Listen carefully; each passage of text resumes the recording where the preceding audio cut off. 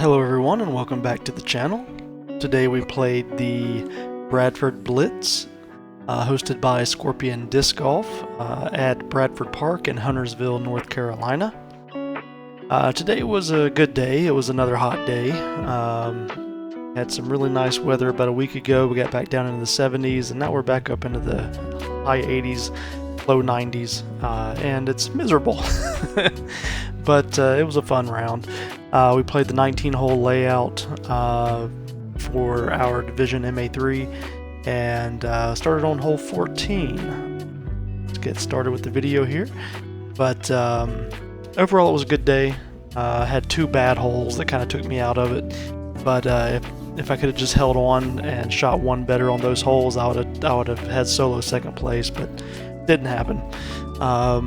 And we'll go through that and talk about the mistakes I made on those holes and what should have happened. But like I say, we're starting on hole 14, a 305-foot par 3. I'm throwing my Gateway Realm on a forehand, and this is kind of a downhill hole a little bit, and I just cranked it over just a little too much, but I got about halfway down before I caught a tree. I'll take my A3 here and just gonna put on just a little anti forehand, try to get it up near the basket. Had a good flight to it, perfect shot. You know, that's all I could ask for.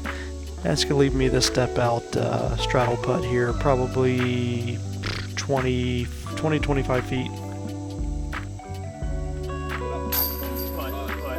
Take a par on that one. Hole 15, we're looking at a 260-foot par 3. Gonna throw my Wombat here, Wombat 3. And out of the hand it felt good, but it just kind of a little bit too far right on that line. I was completely cut off, had nothing here, so I just took the Firebird and put it on a thumber, and I just threw it towards the basket, and just whatever happened, it's better than where I was. So I actually had a pretty decent shot with it. It's gonna leave me a par attempt. I'll take my A3 again and just gonna try to toss it up to the basket. Just a little low, but easy tap in for bogey. Hole 16, a 245-foot par 3, taking the Wombat 3 again. And good shot out of the hand, good flight, put it right down, basket high, just off to the left. Put the CTP down. I don't think I held it though. I know I didn't hold that, but a birdie putt right in the corner pocket. Hole 17, 310-foot par 3, taking my Leopard 3. And this one, I just wanted to put it down the middle, have it fade out just a little bit at the end so I'd have a good straight line into the basket, which I did. I'm going to put a little anti-putt here just to kind of get it close and just take an easy par. Slide it to the basket. Pretty easy tap in. I'm about 10 feet here, maybe 12. Hole 18, 545-foot par 4, taking my Roadrunner and just going to take it up that right side there and get it out to the open. And here, this is a straight uphill, so I had to do a standstill. I took the Gorgon and just going to throw it down towards the basket, just let it go wherever it's going to go. Throw it down the middle. Good shot. Take my P3X here for my approach, and this is just a really bad shot. Horrible shot. Way short, way left. And this is where I made a mistake. I should have just laid this up and taken my bogey. Instead, I tried to run this on an elevated basket and just blasted it past and way past the basket. So this is for my bogey and hit cage. That was a mistake. I should not have run that putt with it being an elevated basket. So I took a double instead of a bogey. Hole number 1, 275-foot par 3, taking the Firebird, just going to put it on a thumber. Just going to get it straight down that middle lot gap and let it kind of fade out to the right. And it's going to leave me a pretty decent putt here for birdie. Just outside, I was probably about on it 50 feet, something like that, but easy tap in for bogey. Hole 2, 445-foot par 3, I'm going to throw the Roadrunner again. And out of the hand, this one felt really good. I just didn't quite turn it over like I needed to. A little bit too nose up on it. If I'd gotten that flatter, I think I'd have been pumped way down there. I'm going to take the P3X again. There's one little patch of dirt there that I caught, which made it flare a little bit further than I wanted to. I was wanting to hit the deep grass there and stop, but I was able to save the par. Hole number 2, 445. I'm sorry, 320 foot par 3. Taking the Leopard 3 again. I'm sorry, that's my. Oh yeah, that's my Leopard 3. And didn't turn it over. Just leave me this long putt here for the birdie. Say long putt, that was probably 100 feet, but got it close for tap-in par. Hole 4, 305 foot par 3. Gonna take the Wombat 3 here, and this was just a bad shot. Really bad pull early. Hit that tree. I got a good kick out to the middle. My MX2 here, I should have thrown my T-Bird instead, but I didn't realize how far back this basket was. I thought I actually got that real close to the basket, but you see here, I was way back. Almost cashed in the par there, but I'm going to take a tap-in bogey.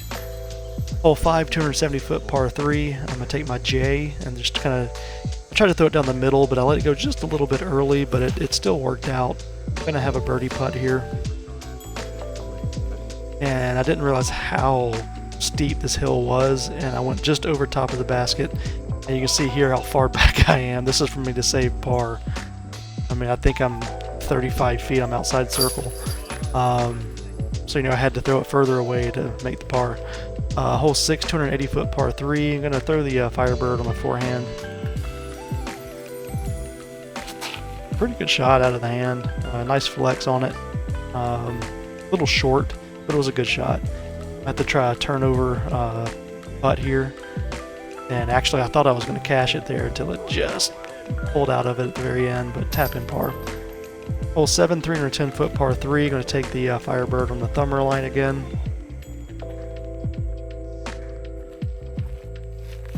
And this one was a good pump. I mean, I've crushed this one. Hit the ground and it rolled. It probably rolled for 3-4 seconds. As you can see there, I'm just watching it roll towards the basket. I mean, it was awesome. It's going to leave me this long putt. This is probably 45 feet. And I thought I was going to nail it. I thought I was going in the basket, and I just missed it. It's going to leave me this kind of little tester putt, but I was able to save the par there. Hole number 8A is going to be a 280 foot par 3. Throwing the Lark, a standstill backhand, and I just cranked over a little bit too much. Get a good kick out to the middle. I'm going to take my Wren, and I'm just going to throw a Spike Hyzer with this to get it over that tree. I'm going to crash it right in on the basket, hit the pole. I mean, that was probably my best shot of the day, just in general. It was a tap-in par. 8B, 310 foot par 3. This is a hole where I'm going to make mistakes on. Taking my Leopard 3 here on a standstill. Want to see what I did. Yeah, I opened my foot up there, which pulled it a little bit to the right. Caught an early tree. Wombat 3, let it go way early. Hit a tree here. A3. I'm just going to arm this too much. Wait, not enough wrist, too much arm. Yeah, you can see that I snapped it and it just threw it straight down. That was just a bad shot. And this was for a bogey. Save the bogey. Good putt out of the hand, just a little high. Caught the cage, tap in, double bogey. So that's 2 double bogeys for the round. That was not good. Hole 9, 315 foot par 3. But if those 2 double bogeys, if I could have just made those bogeys instead, if I could have played smarter and saved the bogeys on those, I would have got second place by myself. That was my Realm on the thumber. Then I'm going to take my Wren and just put it right under the basket and tap in par. Right next to the basket, I should say. Tap in par. Hole number 10, 200 foot par 3. I'm sorry, this is hole 11. 250. No, this is 10, 200 foot par 3. That was my PA5. Caught a tree about halfway. All of us were like the same distance down this this fairway. We all had the same shot in here. I almost counter skipped back in for the birdie, but I'm gonna have to tap in par. Hole 11, 215 foot par 3. Gonna take my A2, and I'm just gonna crank this right down the middle and let the stability of the disc do the work. And this was just a perfect shot. Absolutely scorch this one. Great shot. Tap in for birdie. Hole 13 is going to be a hole 12, 310-foot par 3. Firebird on a forehand. Put it exactly where I needed to. Long putt here. It's probably about as 55 foot putt for the birdie. Put it right next to the basket. Easy tap in for par. Hole 13 is going to be a 281-foot par 3. And I'm going to take the leopard 3 and this is straight uphill as well. So it probably plays more like 310. But great shot. Probably my best drive of the day. A little bit short with it, but this was so close. If I had made that, I would have tied for third place. But unfortunately, I took a par on 14, which left me at 4 over, which was 5th place, solo 5th. If I had got 3 over was third place. 1 over was second place, and 4 down was first place, I believe. So it was a good round. I mean, overall it was a good round. Just 2 bad holes that kind of hurt me. If I could just mitigate those, play a little bit more consistently, I'd be shooting much better. I was still 15 points above my rating, so I can't be upset with the round. Any round I'm above my rating, I can't be too unhappy with it. But Bradford, beautiful course. Get out and play it if you're ever in that Huntersville area. You won't regret it. It's a great course. A lot of tunnel shots, so you really need to be able to throw straight. Not hyzers or anhyzers. You need to throw straight down the middle. If you can do that, you'll score very well out here. But my next tournament that I'm signed up for is going to be